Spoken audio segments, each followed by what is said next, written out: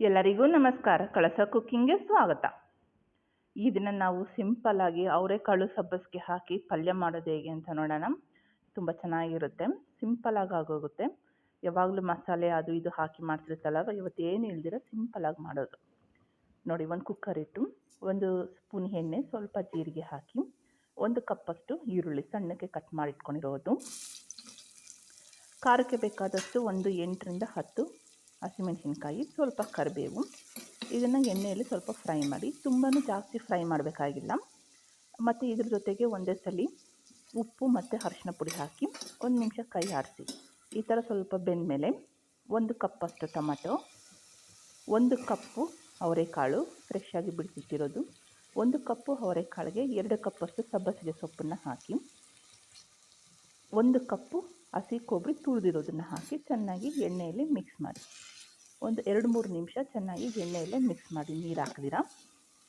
ನೋಡಿ, ಈ ಥರ ಮಿಕ್ಸ್ ಹಾಕಿದರೆ ಈ ಥರ ಕ್ಲೀನಾಗಿ ಹಸಿ ವಾಸನೆ ಎಲ್ಲ ಹೋಗುತ್ತೆ. ನೋಡಿ, ನಾನು ನೋಡೋಕ್ಕೇ ಎಷ್ಟು ಚೆನ್ನಾಗಿದೆ, ಇನ್ನು ತಿನ್ನೋಕ್ಕೆ ಎಷ್ಟು ಚೆನ್ನಾಗಿರುತ್ತೆ. ಈ ಥರ ಕ್ಲೀನಾಗಿ 2-3 ನಿಮಿಷ ಚೆನ್ನಾಗಿ ಮಿಕ್ಸ್ ಮಾಡಿ. ಈಗ ಇದಕ್ಕೆ ಸ್ವಲ್ಪ ಬೇಯೋಕ್ಕೋಸ್ಕರ ಒಂದು ಅರ್ಧ ಕಪ್ಪಷ್ಟು ನೀರು ಹಾಕಿ, ಚಿಕ್ಕ ಕಪ್ಪಲ್ಲಾದರೂ ಸಾಕು. ಏಕೆಂದರೆ ಇದು ಸೊಪ್ಪಲ್ಲೂ ಸ್ವಲ್ಪ ನೀರು ಬಿಟ್ಕೊಳ್ಳುತ್ತೆ. ಕಾಳು ಬೇಯೋಕ್ಕೋಸ್ಕರ ಮಾತ್ರ ನೀರು ಹಾಕಬೇಕು. ಈಗ ಸ್ವಲ್ಪ ಖಾರದ ಪುಡಿ ಬೇಕು ಅಂದರೆ ಹಾಕ್ಕೋಬೋದು, ಇಲ್ಲಾಂದರೆ ಸ್ಕಿಪ್ ಮಾಡ್ಬೋದು. ಇನ್ನೊಂದು ಸಲ ಚೆನ್ನಾಗಿ ಮಿಕ್ಸ್ ಮಾಡಿ ಕುಕ್ಕರ್ ಮುಚ್ಚಳ ಮುಚ್ಚಿ 2ರಿಂದ 3 ವಿಜಿಲ್ ಬರೋವರೆಗೂ ಬಿಡಿ.